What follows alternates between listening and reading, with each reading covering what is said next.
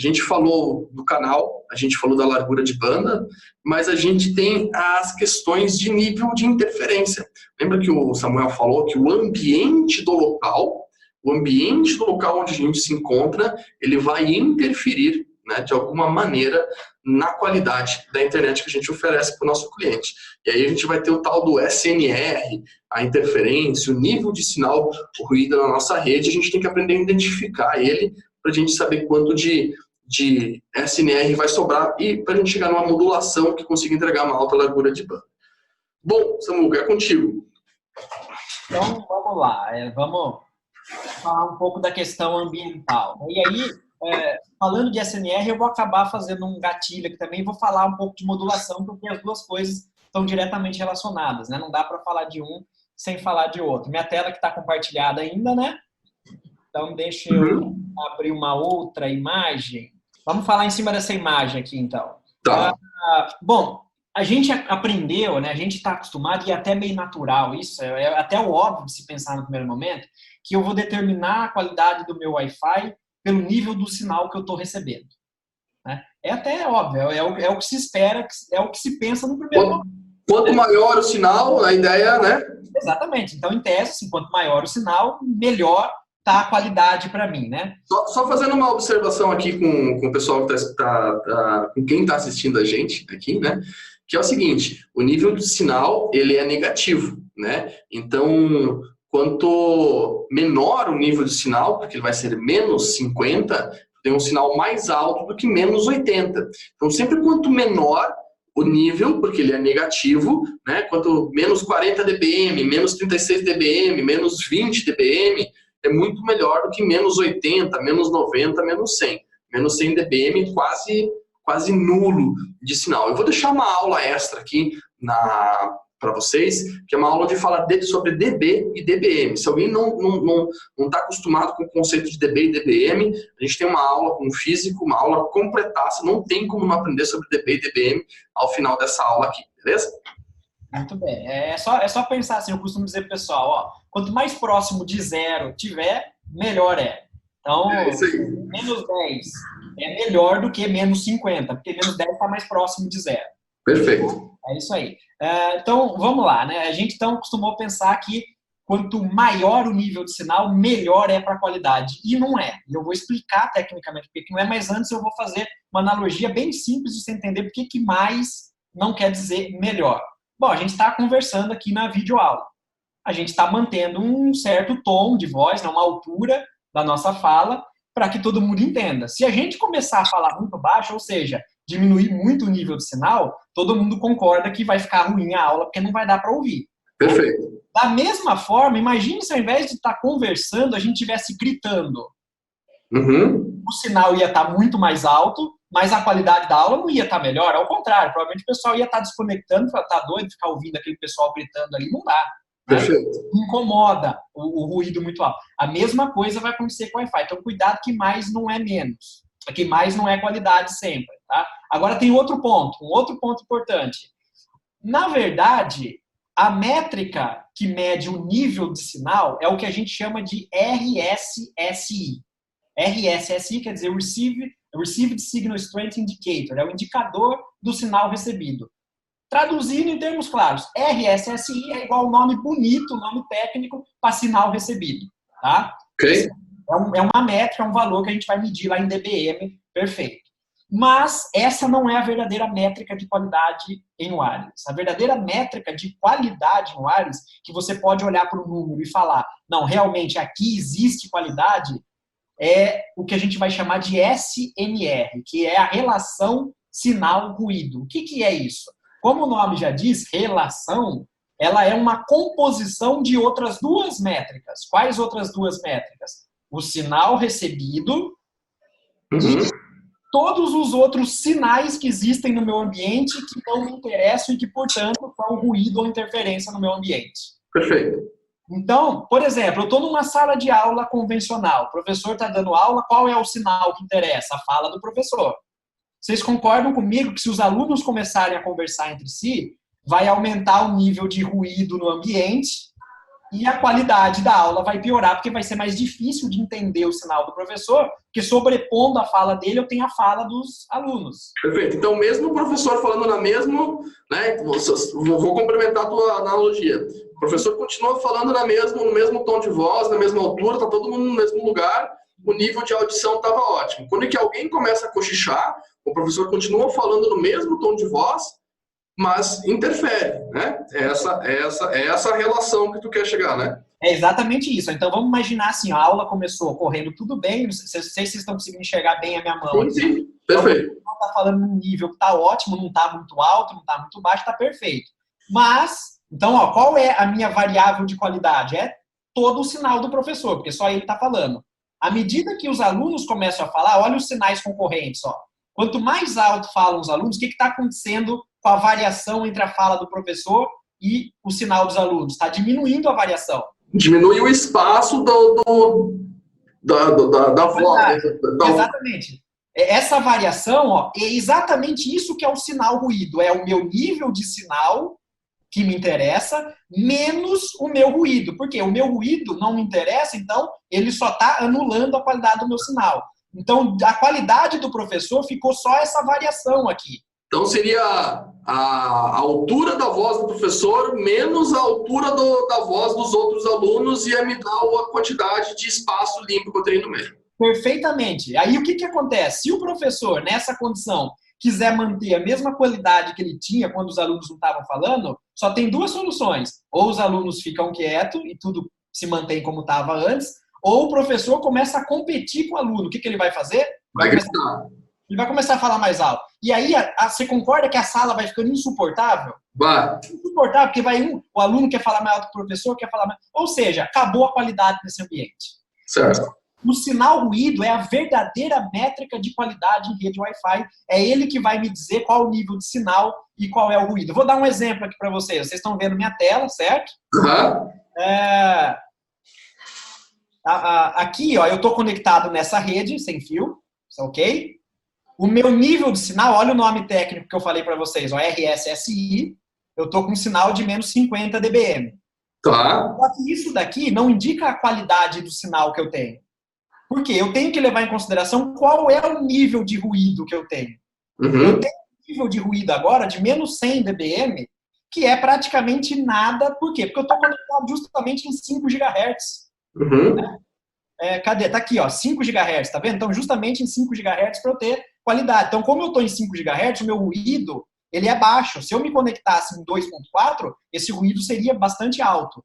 Então, o que eu tenho que olhar para dizer que eu realmente tenho qualidade? A diferença do meu sinal, que é menos 50, eu estou aproximando para facilitar a conta, com o meu ruído, que é menos 100. Ou seja, qual é a minha métrica de qualidade agora nessa rede aqui em casa? É 50 dB. A métrica de qualidade SMR a gente mede em dB porque é uma variação, é uma comparação. Então, é dB, decibel. Então seria o sinal, que é 50, menos 50, menos o ruído, que é 100. Menos o ruído, que é 100. Isso vai me dar 50, positivo, 50 dB. Ou seja, um sinal ruído de 50 é fantástico, é coisa de outro mundo. Então, o meu Wi-Fi está perfeito nesse ambiente. Volta naquela imagem que tu estava antes aí, que eu acho que é uma imagem boa para a gente explicar sinal ruído também. Deixa eu só localizar. Lá, essa aqui, ó. Então, aqui a gente consegue ver também, bem claro, aí se a gente fosse olhar no 2G aí, a relação sinal-ruído. Pronto. Isso aí, essa aí. Então, ali, no 2G a gente consegue ver que ele tem um GVT 3870 aí, né? Interferindo com ele. Então, o SNR seria daí até o 3870. Exatamente. Então, vamos lá. Exatamente, a nível de sinal. Vamos aproximar, menos 40. Certo? Ruído. Eu não posso falar que a minha qualidade de sinal é menos 40, porque eu tenho que levar em consideração o ruído. Então, eu tenho aqui um ruído, ó, de menos 70. Uhum. Então, qual é a diferença de menos 40 para menos 70? É 30. 30 dB. Então, o meu sinal ruído, ó, é 30 dB, porque aqui eu realmente tenho qualidade. Perfeito. Tá? Então, isso é uma métrica de qualidade. Aí, normalmente as pessoas perguntam assim, legal, Samuel, estou entendendo até aqui. Então, você falou que você está com 50 dB na sua casa, você mostrou 30 dB aqui nessa imagem, né? Agora, por exemplo, ó, rapidinho, só fazer o gancho. Ó, se eu estou em 5 GHz, todo o meu sinal, como eu não tenho ruído aqui, basicamente é sinal ruído limpo. Percebe? Sim. Claro que aqui a gente só está olhando para o Wi-Fi, não para o ruído ambiental, mas praticamente, ó, a diferença, ó, de 30 foi para 50, 45, entendeu? Uhum. Diferença. Agora as pessoas perguntam o seguinte, falam, legal, eu entendi isso daí, mas o que eu quero saber então é o seguinte, o que é considerado para o Wi-Fi um SNR aceitável, um bom SNR?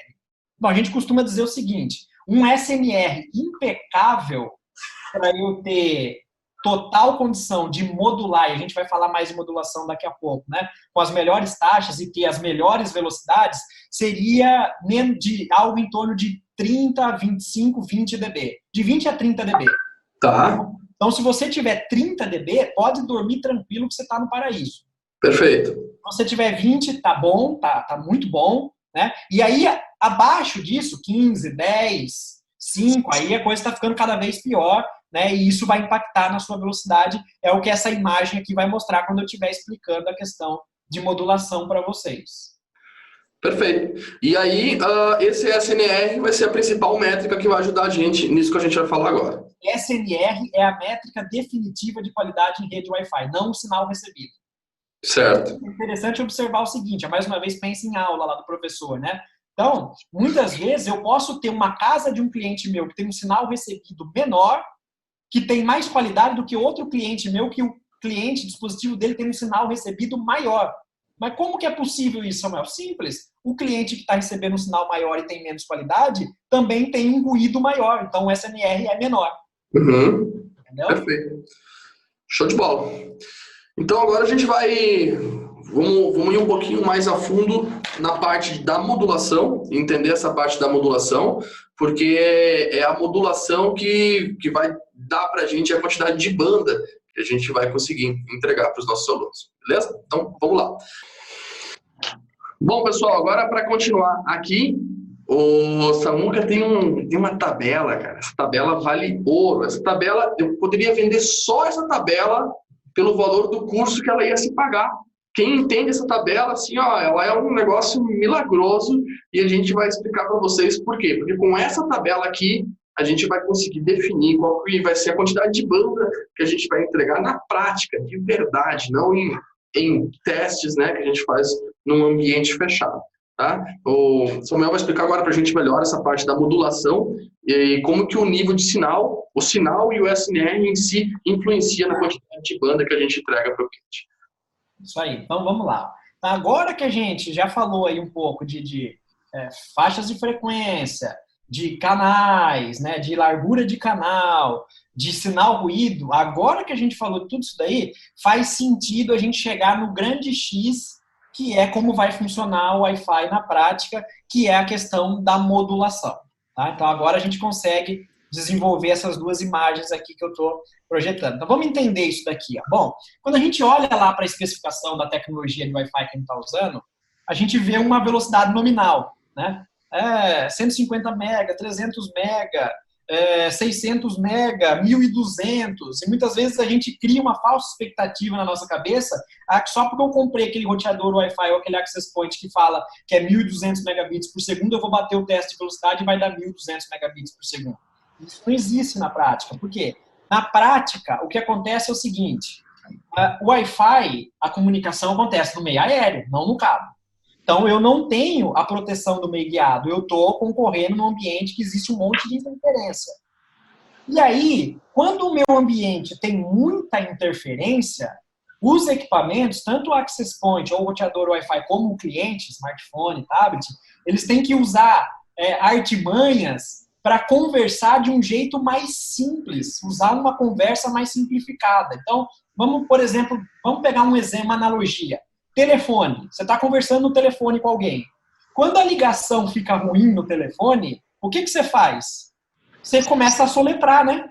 Sim. Uhum. B de bola, né? C de casa. Você concorda que quando você precisou soletrar B de bola e C de casa, você está mandando muito mais informação no mesmo tempo que antes você poderia mandar outras informações úteis?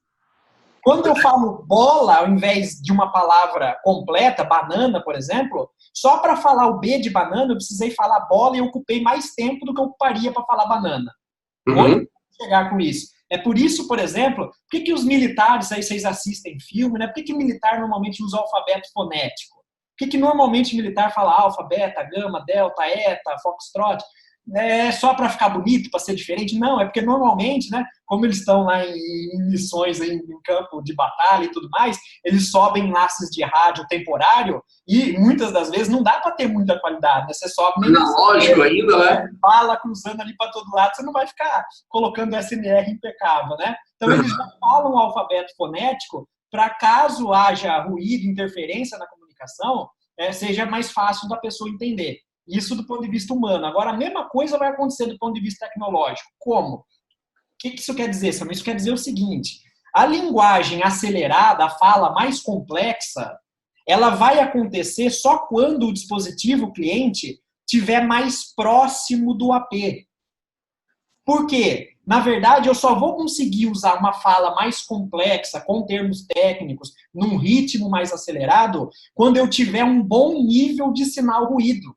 Quando eu não estiver gritando lá junto com o professor, aí a aula vai fluir bem, ele pode falar rápido, com linguagem técnica, que todo mundo vai entender. Então, o parâmetro que vai determinar a complexidade da fala que eu vou poder usar numa aula, por exemplo, numa comunicação Wi-Fi, é o nível de sinal ruído. E o nível de sinal ruído, ele naturalmente vai ser menor quanto mais próximo eu estou do AP. Por quê? Quanto mais próximo eu estou do AP, maior é o meu sinal recebido. Logo, o SNR, que é a diferença entre o sinal e o ruído, vai ser maior também. À medida que eu vou me afastando do AP, concorda que o sinal vai diminuindo a intensidade? Olha o RSSI, ele vai diminuindo a intensidade, né? Diminui a intensidade. Então, o que isso quer dizer? Eu vou ter mais qualidade. Na prática, isso quer dizer o quê? Eu vou conseguir usar uma linguagem mais complexa e, portanto, passar mais informação e, portanto, ter mais velocidade. Essa linguagem mais complexa é uma modulação mais complexa, podemos falar, é isso, né? Se chama de índice de modulação, justamente. Lá o 256 QAM, por exemplo, né? Isso, exatamente. Então, ó, num primeiro momento, ó, vamos entender esses índices de modulação como esse gradiente de cores aqui da imagem à direita, ó. Então, aqui eu estou usando o índice de modulação, ou seja, a linguagem mais complexa possível. Para passar a melhor qualidade de comunicação. Exatamente. Então, vamos pegar um exemplo de um padrão antigo, que não existe mais hoje, que é o G, mas só para entender o conceito. Aí eu vou mostrar a tabela do padrão atual, que é o que vale hoje. Então, vamos imaginar que eu estou usando um padrão que a velocidade nominal dele é 54 megabits por segundo. Então, olha só aqui a métrica, ó, sinal ruído, ó. Se eu tiver um sinal ruído de 21 dB, lembra que eu falei que variava de 20 a 30, né? De 21 dB, eu vou conseguir entregar a velocidade máxima desse padrão de tecnologia. Perfeito. À medida que eu vou me afastando desse AP, ó, aqui eu caí num outro gradiente de cor. Ó. O meu sinal ruído diminuiu, logo a modulação caiu para 48. Velocidade final. Num gradiente mais afastado, SNR caiu, velocidade caiu. SNR caiu, velocidade caiu. E quando eu estou muito longe do AP, eu vou ter um SNR muito baixo e aí eu vou conseguir falar só soletrando. Bola, A de amor, C de casa. Aí eu vou ter o quê? Muito espaço repetindo a mesma informação e com retransmissão, eu vou ter uma velocidade final muito baixa. Percebe? É por isso que a gente fala o seguinte, ó, cuidado lá no projeto do Wi-Fi, quando você faz como se fazia anos atrás e projeta por área de cobertura. Ó, o sinal do meu AP vem até aqui, não interessa qual nível de sinal, então esse é o limite da célula para mim. Não, do ponto de vista de qualidade, qual é a recomendação? Estabeleça um limite lógico, ó, com base no índice de modulação. Ó. Então, se você quer garantir que eu não vou ter menos do que 25 mega, um exemplo, nessa tecnologia antiga, de muitos anos atrás, eu preciso garantir que eu tenho que ter um SNR 12, por exemplo. Entendi. Percebe? E essa vai ser a complexidade do projeto. Agora, vamos traduzir isso para a realidade de hoje. Aqui. Só para puxar com o 5.8 e 2.4, o SNR, essa questão da distância, com o 5.8 iria acontecer muito mais rápido, né? Sim, exatamente. Se nós fosse misturar essas duas telas, uma ser 5.8 e 2.4, 5.8 seria muito mais curto. Tu iria, como o sinal do 5.8 não vai longe, ele sofre mais barreira, quanto mais se afasta do AP, a queda do nível de sinal é muito mais brusca. Então, o espaço total vai ser muito mais rápido as trocas de modulação. Sem dúvida, né? Se você imaginar que isso é uma célula de 2,4, o limite físico da célula de 5 seria metade, ó. Certo. Simétrico, seria metade mesmo, literalmente. Uhum. Tá? E aí você teria todos esses índices também aplicados numa célula menor. Então, está sendo muito mais rígido, por isso que eu preciso de mais equipamentos em 5 GHz. Perfeito. Então, agora vamos traduzir isso para a realidade mundo atual. Então, o mundo atual é o padrão Wi-Fi 5, que é o padrão AC. Essa tabela tem todos os índices de modulação que existem. Esses são os nomes técnicos, ó. BPSK, que é o pior, QPSK, 16 QAM, 64 QAM, 256 QAM, em conjunto com a técnica de codificação usada nessa modulação. Essas duas colunas juntas são o índice de modulação. Então, índice 0, 1, 2, 3, 4, 5, 6, 7, 8, 9. Então, para não precisar ficar falando nome técnico, 16 QAM, 256 QAM, a gente fala esses índices aqui. Por exemplo, mais uma vez aqui, ó, eu vou abrir a minha máquina, ó, MCS, índice 8. Tá vendo aqui? Então, eu consigo ver a minha modulação. Daí eu consigo cruzar com essa tabela, a gente já vai chegar lá. Então, vamos lá. Então, aqui são os índices. Então, os índices variam de 0 a 9. Eu tenho 10 índices de modulação.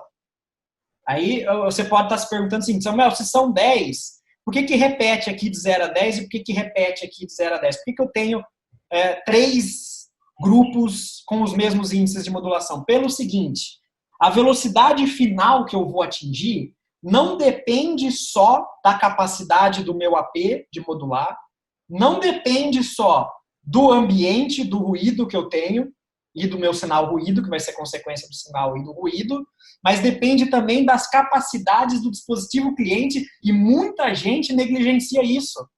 O cara quer fazer um teste de velocidade no Wi-Fi com aquele celular de 7 anos, 5 anos atrás, e o celular não tem tecnologia para conseguir falar a mesma velocidade que o AP.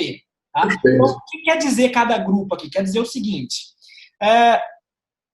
quanto mais antenas internas o meu dispositivo tiver, ele vai conseguir, em paralelo, mandar mais fluxos com a mesma modulação. Então, eu posso ter uma única antena, eu mando um fluxo.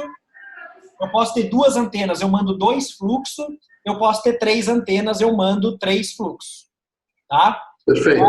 E eu poderia ter 4 também. Mas, na prática, se a gente pensar em dispositivo móvel, celular e tablet, só existem, basicamente, celulares e tablets no mercado com 2 antenas no máximo. Uhum. Alguns laptops top de linha, por exemplo, o MacBook Pro, Dell XPS, tem 3 antenas, mas são poucos também. Tá? E, se eu não me engano, eu vi, acho que uma vez só, até hoje, um celular da Xiaomi, não me lembro o modelo, que tinha 3 antenas. Mas, na prática, todos os top de linha de mercado, Galaxy S10, o último iPhone, Zenfone, todos têm 2 antenas. Ok.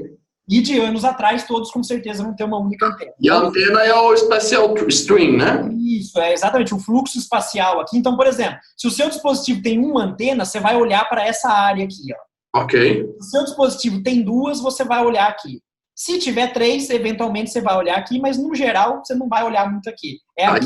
Isso aqui é pro AC, lembrando, né? O AC, que é o padrão atual. Imaginando que você está usando um roteador atual, do atual padrão de Wi-Fi, que a gente fala que é o atual, mas é de 2015 já, né? Tá. Então, se você vai instalar um Wi-Fi Premium no seu cliente, necessariamente AC. Ok. Não quer dizer... Não existe Wi-Fi Premium sem não ser AC, tá? Não tem sentido. Wi-Fi Premium com N é loucura. Não tem. Né? O que não quer dizer que o seu cliente não tenha dispositivo N. Tem que ficar atento em relação a isso. Certo. É importante também ficar atento em relação a isso. Daí ele só vai falar a capacidade dele de N, mas o Wi-Fi Premium provavelmente já vai estar naquele cliente, né, que vê valor no Wi-Fi Premium, que tem dispositivos móveis de maior qualidade, enfim. Que é a tendência natural, que é o que a gente está vivendo hoje. Tá? Então, muito bem. Vamos pegar um exemplo aqui desse computador aqui. Ó. Esse laptop, ele é um MacBook Air, ele tem 2 antenas. Tá? Então, a gente tem que olhar para cá, para esse grupo aqui, esse segundo rol de índices. Então, aqui estão os 10 índices de modulação. O que essa tabela diz para a gente? Ela vai trazer o índice de modulação, que é o MCS, que a gente fala, Modulation and Code Scheme, né, o esquema de modulação e codificação, em função do SNR do sinal recebido. Então, o que vai interessar aqui para a gente? A gente já sabe que métrica de qualidade é SNR. Uhum. Vou olhar aqui para o SNR mínimo requerido para eu conseguir atingir esses índices de modulação ou esses nos clientes com 2 antenas. Lembrando que os índices de números maiores são os melhores. Uhum. Tá? Então, 256 QAM, eu tenho que estar muito próximo do AP, vai ser o melhor. Tá bom.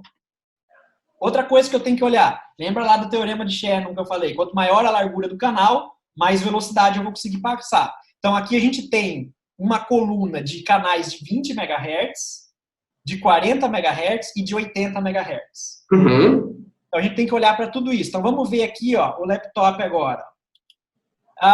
Eu estou em 5 GHz com canais de 20 MHz. Tá?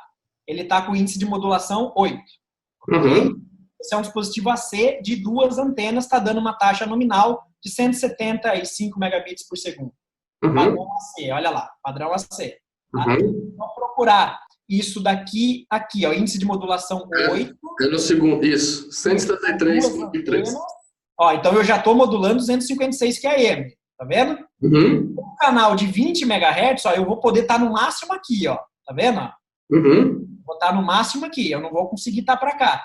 Olha a velocidade nominal que eu vou ter, ou algo variando em torno de 156 a 173 MB. Que é exatamente o que o laptop me informou. Uhum. É nominal. Samuel, mas eu vendi planos de 200 MB para o meu cliente. Eu preciso entregar 200 MB para ele. Bom, com um canal de 20 MHz, no máximo você vai conseguir 173 MB. E isso é nominal. Na prática vai ser menos. Então o que você tem que fazer? Necessariamente partir para canais de 40 MHz. Olha o nominal, 360, 400 MB. E aí vai começar a ficar interessante. Porque o que acontece? Quero oferecer plano de 300 MB, que nem você falou, né? Uhum. Então, assim, eu tenho que... Para eu oferecer 300 MB... Primeiro, não existe celular dispositivo móvel, pelo menos agora, nesse momento, em 2019, que tem 3 antenas. Não, eu só vi um até hoje. Não tá longe de ser popular, se tiver. Muito distante de ser realidade. Assim, obrigatoriamente, o máximo que a gente pode ir é até 2 antenas. Exato. Então, se nós for olhar aí, em 20 MHz, a gente não vai conseguir entregar essa velocidade para o nosso cliente. Não tem como, tá? Em 2.4, esquece também, tá? Então, a gente vai ter que ir lá para 40 MHz ou 80 MHz, tá? Então, olha só. O problema de a gente ir para 80 MHz é que a gente vai começar a ter mais problemas de interferência, tanto é que o nível de sinal ruído tem que ser muito, muito maior aí, né? Tem que ter um nível de sinal ruído de 35 a 37, tá? Que é praticamente o lugar onde não tem interferência nenhuma. Mas o ideal seria 40 MHz para a gente trabalhar com isso, e mesmo assim talvez a gente não conseguiria os 300 MB. Por quê? Porque essa é a banda nominal. E a banda nominal, a gente não está descontando o overhead, tem várias questões aí que tem que descontar da estrutura da banda nominal. Quantos por cento dá mais ou menos aí? A gente, assim, é um número grosseiro, mas a gente costuma dizer algo em torno de 50% a 60%. Tá, então tu hoje aí estaria conectado a 173 MB, tu estaria fazendo conectado a uma velocidade de 70 MB. Mais ou menos isso, exatamente. Então, se eu tiver uma internet de 100 MB, eu não vou conseguir bater 100 MB no teste de velocidade. Perfeito. Mas então qual que é a solução, Samuel? Se você quiser internet de 100 MB, canal de 40 MHz. Beleza. Isso é totalmente factível. E se eu quiser 300 MB, 400 MB, vou ter que ter um dispositivo em cada sala, em cada lugar, muito próximo do roteador do cliente, com um nível de potência bem baixo, pegar o mínimo de interferência possível para conseguir entregar 300, 400 MB para os nossos clientes. Exatamente. E aí, às vezes, as pessoas fazem uma confusão também, que às vezes, quando elas têm esse choque de realidade, que elas começam a entender os índices de modulação, elas falam assim, mas Samuel, mas então para que eu vou comprar um AP que me diz 1.2 GB de throughput, né? Se na prática, no meu cliente final, eu vou bater 300 MB. Não, calma lá. Isso é um cliente. O throughput é a agregação do tráfego de múltiplos clientes. Né? Então, se a gente pegar hoje os APs que a gente tem no mercado, a gente tem muitos equipamentos que suportam falar com mais de um dispositivo simultaneamente. Então, a gente tem que tomar cuidado para não olhar para a qualidade do Wi-Fi só na velocidade que um dispositivo cliente está batendo. Perfeito. Os outros que existem no meu ambiente. É isso que muitas vezes o pessoal acaba errando, né? Vai lá e usa o roteador residencial, aí deu 10 conexões, ele cai. Por quê? Ele não tem nem processamento para esse tanto de conexões. É aí que entram os equipamentos de nível corporativo, de nível enterprise, do nível avaliado. A grande diferença, então, do equipamento de alta capacidade, que é os corporativos, seria a quantidade de dispositivos que ele suporta, né? Exatamente. Ele tem uma capacidade de clientes mantendo um nível de qualidade maior, que vai ser muito maior do que os outros dispositivos residenciais. Perfeito. Agora, essa tabela da modulação, ela é generalista, ela vai valer para qualquer equipamento. Então, o que é interessante aqui da tabela? Então, vamos imaginar que eu quero entregar essa velocidade aqui para o meu cliente, nominal. Para eu garantir que eu vou ter esses 256 QAM, eu preciso ter um sinal ruído mínimo de 30 dB. Lembra do 20 a 30 que eu falei lá? Uhum. Então, por que eu estou atingindo o índice máximo aqui em casa? Porque lembra da variação, eu estou com 50 dB de sinal ruído. Eu quase não tenho ruído, percebe? Então, a gente vê que a turma gosta de falar que o Wi-Fi é um negócio místico, mas o Wi-Fi, ele é pura física e matemática. Quando a gente cruza as informações, a gente vê que bate, né? Não é tão místico assim como dizem que é. Ele é difícil de você chutar e acertar. É muito difícil você dar um palpite acertado em Wi-Fi. Agora, quando você olha exatamente, nível de sinal, nível de ruído, índice de modulação, largura de canal, taxa de transmissão, você cruza com a tabela, você vai ver que realmente ele é matemática, ele bate. É matemática. Uhum. É a mesma coisa que fibra ótica, cara. A gente tem um curso de cálculo de potência, né? Que eu costumo falar que, cara, é a base que qualquer técnico do Brasil de fibra ótica teria que ter o conhecimento pleno em cálculo de potência, que é a mesma coisa que o Wi-Fi Premium. Esse conhecimento que a gente está passando é a base. Se o cara tem essa base, nossa, o resto vai. Agora, quando tu não conhece isso, tudo vira mito, tudo fica difícil, tudo é um fantasma, tudo é complicado, né? Exatamente. É como eu falei, o Wi-Fi é uma selva, ele favorece esses mitos, né? O místico. O Wi-Fi favorece o místico, né? Sim. Até porque muitas vezes o Wi-Fi ele parece que é místico. Vou dar um exemplo de campo para vocês, muito comum, assim. Eu já vi projetos de centro de distribuição que o AP está instalado num pé direito maior do que 7 metros, que seria o limite recomendado. Então, ele está lá em 10 metros. Aí, quando isso acontece, se você olhar para o diagrama, é só uma observação, se você olhar para o diagrama de radiação do AP, você vai ver que existe uma área de sombra perpendicular exatamente abaixo do AP. Aí, qual que é a mágica, a mística que acontece aqui? A mística é a seguinte, o camarada está posicionado embaixo do AP, ele não tem nada de sinal, o sinal está nulo, não tem nada. Ele dá 3 passos para a esquerda, o sinal fica cheio. Aí você olha isso e fala, não, o Wi-Fi não é física, é pura mágica, né? Não, é pura física, é só olhar para a propagação do sinal da antena.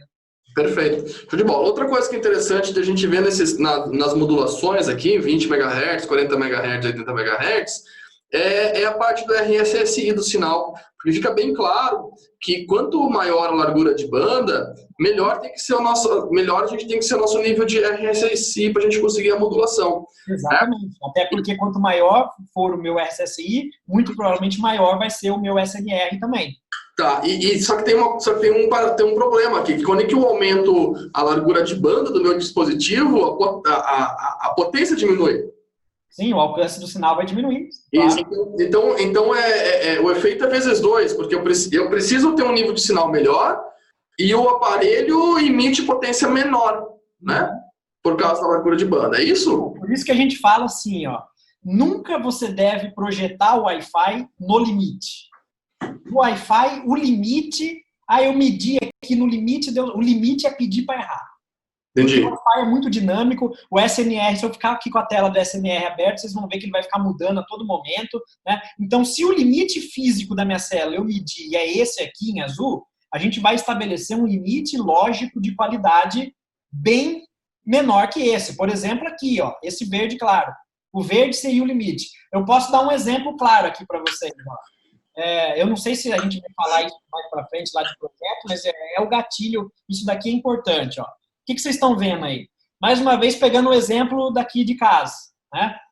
Ambiente, neurose, com qualidade Wi-Fi, Wi-Fi não pode falhar, né? Tá, o que a gente tem aqui? Bom, a gente tem 2 APs, deixa eu colocar a cobertura dele aqui em 5 GB, ó, que é o que interessa do ponto de vista de qualidade, foi uma rede projetada para 5 GB. Bom, se a gente olhar para aquelas boas práticas generalistas de Wi-Fi, provavelmente a primeira boa prática generalista de Wi-Fi que a gente vai ler é a seguinte, que normalmente naquelas revistas, né, menos técnicas, posicione o roteador ou o AP no centro da sua residência. Uhum. Não é 100% verdadeiro. Aliás, do ponto de vista técnico é até errado, mas tem a sua verdade. Qual é a sua verdade? Custo, projeto barato. Por exemplo, se eu quisesse cobrir todo esse apartamento, eu poderia fazer isso aqui. Ó. Deixa eu tirar esse cara da jogada. Colocar o AP no centro, né? Nessa recomendação, ó, centro da residência, que eu tenho sinal em todo o apartamento. Perfeito. O fato de eu fazer isso não quer dizer que eu deva fazer isso em Wi-Fi, porque qual que é o problema? O sinal que está chegando aqui, eu ainda nem coloquei as paredes, hein, para atenuar. Ele está muito fraco, ó. Olha o degradê, olha o gradiente de cores, ó. Uhum. Isso quer dizer o quê? Que o cara que se conectar aqui, se ele se conectar aqui, porque não está sendo considerado nesse mapa atenuação, eu poderia no mapa colocar atenuação, esse mapa está dentro do software Unify da Ubiquiti, né? Se o cara que tivesse conectado aqui, ele ia modular lá 1 mega, 2 mega, 3 mega, ia jogar a rede para baixo para todo mundo, entendeu? Uhum. Então, esse é um primeiro problema dessa recomendação de posicionar no centro. Qual que é o outro problema? Normalmente, se a gente olhar para a planta de residências, quase sempre, o que é o centro da casa? Um corredor. Porque o corredor é a passagem, é a ligação para os demais cômodos, né? Uhum. E o que isso é ruim para o Wi-Fi? O corredor, ele acaba enclausurando o AP. Ele fica entre duas paredes e você tem já de cara uma atenuação no sinal. E pior, o corredor é o lugar da sua casa que você menos frequenta. Você usa o Wi-Fi dentro do corredor da sua casa? Você percebe? Uhum. No máximo, você está passando pelo corredor checando o Wi-Fi no seu celular. Mas quando você quer descansar, você não vai sentar no chão do corredor da sua sala para descansar. Certo. Se você quer assistir um streaming de vídeo, você não vai assistir no corredor. Uhum. Então, o que a gente tem que fazer num projeto de Wi-Fi Premium para entregar qualidade para o meu cliente? Não dá para economizar em AP. Uhum. O que eu tenho que fazer? Projeto por desempenho e não por área de cobertura, que é o que a gente busca em Wi-Fi Premium, é eu estabelecer primeiro o seguinte, nessa residência, qual é o cômodo onde existe a maior demanda por máximo desempenho no wireless? Na maior parte dos casos, e nesse caso especificamente, a sala. Certo. E é aqui onde fica o multimídia, ó, é onde é feito streaming, né, onde a visita frequenta, e é aqui onde fica o home office também. Então aqui o Wi-Fi tem que ser impecável. Legal, como que você faz para ter Wi-Fi impecável? Você precisa ter uma boa modulação. Como que você faz para ter uma boa modulação? Você tem que aproximar o cliente do AP. Então o que você tem que fazer? Isso daqui, colocar o AP, o dispositivo nesse cômodo. Só um pouquinho, você falou da boa modulação, né? E para a gente ter uma boa modulação, a gente tem que ter pouca interferência. E na maioria das vezes, para ter pouca interferência, só no 5.8. Exato.